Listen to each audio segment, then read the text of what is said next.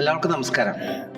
കഴിഞ്ഞ കുറച്ച് വർഷങ്ങളായിട്ട് എൻ്റെ ഉറക്കം കെടുത്തിയിരുന്ന ഒരു വിഷയത്തെക്കുറിച്ച് എനിക്ക് തോന്നുന്നു എനിക്ക് മാത്രമല്ല ഇന്ത്യയിലെ ഒരുവിധം എല്ലാ യുവാക്കൾക്കും ബാധകമായിട്ടൊരു വിഷയമാണത്. പലരും ഇതിനെ അറിഞ്ഞിട്ടും അറിഞ്ഞില്ല എന്നടിച്ച് മുന്നോട്ട് കൊണ്ടുപോകുന്ന ഒരു വിഷയം കൂടിയാണത്. കൂടുതലും മുഖവരിയൊന്നും വേണ്ട, എൻ്റെയും നിങ്ങളുടെയും വാലറ്റിൽ ഉറപ്പായിട്ടുള്ള ഒരു കാര്യത്തെ കുറിച്ചിട്ടാണ്. അതെ, നമ്മുടെ ക്രെഡിറ്റ് കാർഡ്. വ്യക്തമായി പറയുകയാണെങ്കിൽ ക്രെഡിറ്റ് കാർഡ് ഡെപ്റ്റ് എന്ന് പറയും. ഞാൻ കഴിഞ്ഞ ദിവസം ഒരു ഡാറ്റ ചെക്ക് ചെയ്തപ്പോൾ ഞാൻ മനസ്സിലാക്കിയ കാര്യം എന്താ വെച്ചെങ്കിൽ 2015 മുതൽ 2025 വരെയുള്ള കാലഘട്ടത്തിൽ ഇന്ത്യയുടെ ക്രെഡിറ്റ് കാർഡ് ഡെപ്റ്റ് 340 കോടിയിൽ നിന്ന് 2,88,000 കോടി രൂപയിലേക്ക് ഉയർന്നിട്ടുണ്ടെന്നാണ് അറിയാൻ കഴിഞ്ഞത്. 850% വർധനയാണ് അത്രേ. അപ്പൊ ഇത് പറയാനുള്ള യോഗ്യത എനിക്കുണ്ടോ ഇല്ലേ എന്ന് ഉറപ്പില്ലാത്തത് കൊണ്ടാണ് ഈ വിഷയത്തെക്കുറിച്ച് കൂടുതൽ പറയാനായിട്ട് ഞാൻ വരാതിരുന്നത്. കാരണം ഈ പറഞ്ഞ ഞാൻ തന്നെ ഏകദേശം 20ഓളം ക്രെഡിറ്റ് കാർഡുകൾ ഉപയോഗിച്ചിട്ടുണ്ട്. ഇപ്പൊ നിങ്ങളെപ്പോലെ തന്നെ ഞാനും ഏകദേശം എൻ്റെ 20-21 വയസ്സ് വരെയുള്ള പഠനം കഴിഞ്ഞ്, വീട്ടുകാരുടെ ചിലവുള്ള പഠനം കഴിഞ്ഞ് സ്വന്തമായിട്ടൊരു ജോലിക്ക് കയറി അത് എൻജോയ് ചെയ്യുന്ന സമയത്താണ് ആദ്യമായിട്ട് ഈ സംഭവം ഒരു ഫോൺ പർച്ചേസിന്റെ രൂപത്തിൽ എൻ്റെ മുമ്പിൽ വന്നത്. എൻ്റെ സുഹൃത്താർന്നത് എനിക്ക് തന്നത്. പിന്നീട് എനിക്ക് വേണമെന്നൊരു ആഗ്രഹത്തോടുകൂടി ഞാനും അത് സ്വന്തമാക്കാൻ നോക്കി, ഒരു ക്രെഡിറ്റ് കാർഡ് എടുക്കാനായിട്ട് നോക്കി. ആദ്യം റിവാർഡ് പോയിന്റ്സ് എന്നൊക്കെ പറഞ്ഞ് തുടങ്ങി.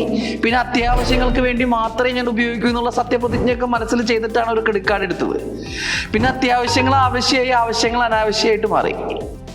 എനിക്ക് തോന്നുന്നു ഒരു ക്രെഡിറ്റ് കാർഡിൽ നിന്ന് 20 ക്രെഡിറ്റ് കാർഡിലേക്കുള്ള യാത്ര വെറും 6-7 മാസം കൊണ്ട് തന്നെ എത്തി. സ്വാഭാവികമായിട്ടും ലക്ഷക്കണക്കിന് രൂപയുടെ ബാധ്യതയാണ് അതുമൂലം ഉണ്ടായിട്ടുള്ളത്. എനിക്ക് തോന്നുന്നു ഒരു മാസം 3 ലക്ഷം 4 ലക്ഷം രൂപ വരെ ക്രെഡിറ്റ് കാർഡിന് വേണ്ടി അടച്ചിട്ടുള്ള മാസങ്ങൾ ഉണ്ടായിട്ടുണ്ട്. ഇതിൽ പകുതിയിലധികം അതിൻ്റെ ഇൻട്രസ്റ്റും മറ്റു കാര്യങ്ങളുമാണ്. അപ്പം നമ്മൾ പലരും പലരും, ഞാനൊരു ക്രെഡിറ്റ് കാർഡ് ടീമിനെയോ മറ്റു ആരെയും കുറ്റപ്പെടുത്തുകയല്ല. നമുക്ക് പലപ്പോഴും വരുന്ന കോളുകൾ എന്ന് പറയുമ്പോൾ, സാർ മാസം 2% ഉള്ളൂ, 3% ഉള്ളൂ, നിസ്സാര പലിശയാണെന്നൊക്കെ പറഞ്ഞിട്ടാണ് ക്രെഡിറ്റ് കാർഡിൽ നിന്ന് നമ്മൾ ക്രെഡിറ്റ് കാർഡ് ഡെപ്റ്റിലേക്ക് കടക്കുക. ഈ 2%, 3% ഒക്കെ സത്യസന്ധമാണ്. പക്ഷെ അത് 30-40ലേക്ക് എത്തുന്നത് വളരെ പെട്ടെന്നാണെന്ന് മാത്രം. അപ്പൊ അങ്ങനെ തുടങ്ങി നമ്മൾ നോക്കുമ്പോൾ പല സാഹചര്യങ്ങളിലും ക്രെഡിറ്റ് കാർഡ് ബില്ല് അടയ്ക്കാൻ വേണ്ടി അടുത്ത ക്രെഡിറ്റ് കാർഡ് എടുത്ത ആൾക്കാർ വരെ ഉണ്ട്. അല്ലെങ്കിൽ ക്രെഡിറ്റ് പോലത്തെ അല്ലെങ്കിൽ മറ്റ് പല ആപ്ലിക്കേഷനുകൾ വഴി റെന്റൽ പേയ്മെന്റ് ആയും ട്യൂഷൻ ഫീസായിട്ടൊക്കെ ക്രെഡിറ്റ് കാർഡിൽ നിന്ന് ക്രെഡിറ്റ് കാർഡിലേക്കുള്ള യാത്ര ഒന്നും മോശമല്ല, ഒരു ഫിനാൻഷ്യൽ ടൂളും മോശമല്ല. പക്ഷെ നിങ്ങൾക്ക് നിങ്ങളോടുള്ള കൺട്രോൾ എത്രയുണ്ട്? അല്ലെങ്കിൽ ഈ ഒരു സാഹചര്യത്തിൽ നമ്മുടെ മാർക്കറ്റൊക്കെ നമ്മൾ ഒരുപാട് പുഷ് ചെയ്യുന്നുണ്ട്. ഇപ്പൊ ഞാൻ നോക്കിയപ്പോൾ കഴിഞ്ഞൊരു വർഷം മാത്രം ഫെസ്റ്റിവൽ സീസണിൽ 1,20,000 കോടി രൂപയുടെ സെയിൽസ് ആണ് ക്രെഡിറ്റ് കാർഡ് കൊണ്ട് മാത്രം നടന്നിട്ടുള്ളത്. അപ്പോൾ ഇത്രേ പറയാനുള്ളൂ. കൃത്യമായി ഉപയോഗിച്ച് കഴിഞ്ഞാൽ എല്ലാം വളരെ പെർഫെക്റ്റ് ആണ്. അല്ലാത്ത പക്ഷം ശ്രദ്ധിക്കണം. അങ്ങനെ ഉപയോഗിക്കുന്ന ആൾക്കാരൊക്കെ ഉണ്ട്. ഇപ്പോൾ കഴിഞ്ഞ ദിവസം ഞാൻ വായിച്ചു, ഏകദേശം 1200ഓളം ക്രെഡിറ്റ് കാർഡ് ഉപയോഗിക്കുന്ന ബനീഷ് ദമീജയെ പോലുള്ള ആളുകളുണ്ട്.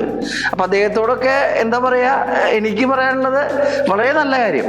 പക്ഷേ മറിച്ച് ആയിരക്കണക്കിനും ലക്ഷക്കണക്കിനും 10,000-കണക്കിനും രൂപ ഇൻട്രസ്റ്റ് അടച്ചുകൊണ്ടിരിക്കുന്ന, ഇതിനെ ഈ ഒരു ലൂപ്പിൽ പെട്ടിരിക്കുന്ന ഒരുപാട് പേരുണ്ട്.